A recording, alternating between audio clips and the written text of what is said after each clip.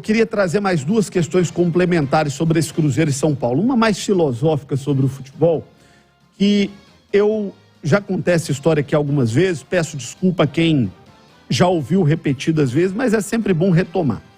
Eu entrevistei uma vez o Muricy Ramalho, naquele time do São Paulo, tricampeão brasileiro, era o time do 1-0 e do 2-1.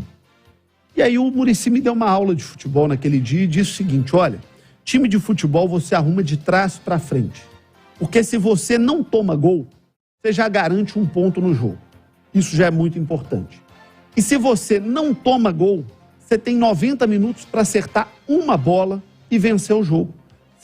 Se você não toma gol, você já sai do campo com alguma coisa. E você está muito perto de garantir os 3 pontos. E a vitória por 1-0 ou por 5-0 vale praticamente a mesma coisa. Porque valem os 3 pontos, a diferença ali é o saldo de gols.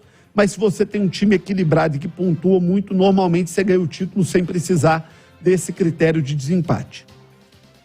E os técnicos italianos trabalham muito isso também. O futebol italiano sempre foi um futebol de uma defesa muito forte e de muita marcação. E nós vimos isso ontem no Cruzeiro.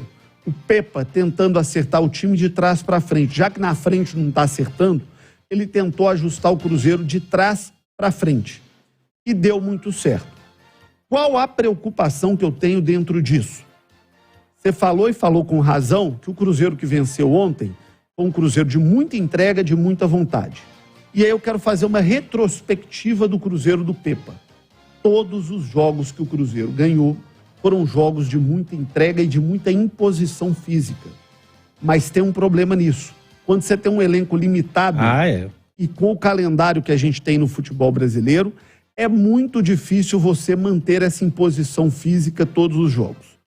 Ou seja, a minha preocupação do Cruzeiro é: o Cruzeiro vai conseguir manter essa volúpia, essa força, essa vontade, essa entrega, essa imposição física um campeonato inteiro com o elenco que tem?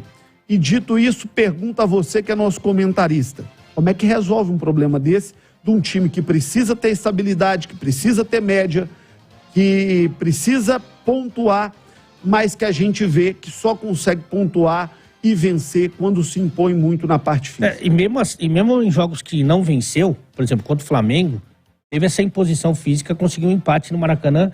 Contra o Fluminense aqui no Mineirão, o desgaste do Cruzeiro foi gigante e acabou perdendo o jogo, porque o Fluminense tem um material humano, tem mais qualidade técnica.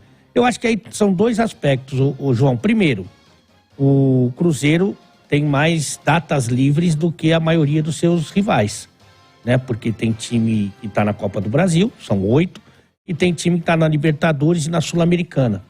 Então, o Cruzeiro, como não disputa essas competições, tem mais tempo para se recuperar, se preparar. Então, esse é um aspecto.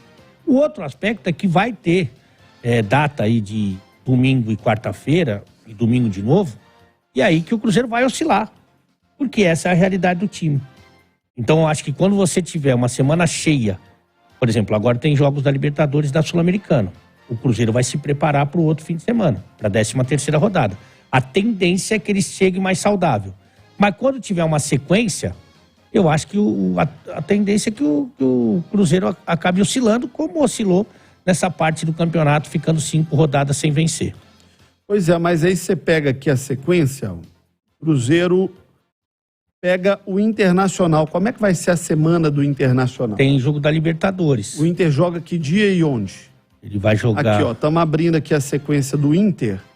O Inter joga hoje, né, contra o América, 6h30. Depois o Inter vai na quarta-feira, joga em casa contra o Independente Medellín. E aí depois joga com o Cruzeiro no sábado.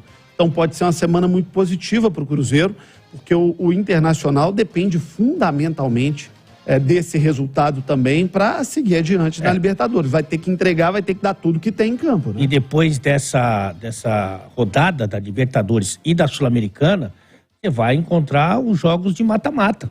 8ª de final da Libertadores, da Sul-Americana, 4ª de final da Copa do Brasil. Então, quando o Cruzeiro enfrentar adversários que têm esse tipo de compromisso antes ou depois do jogo, pode e deve ser uma vantagem para ele. Isso é uma vantagem garantida, João? Não é.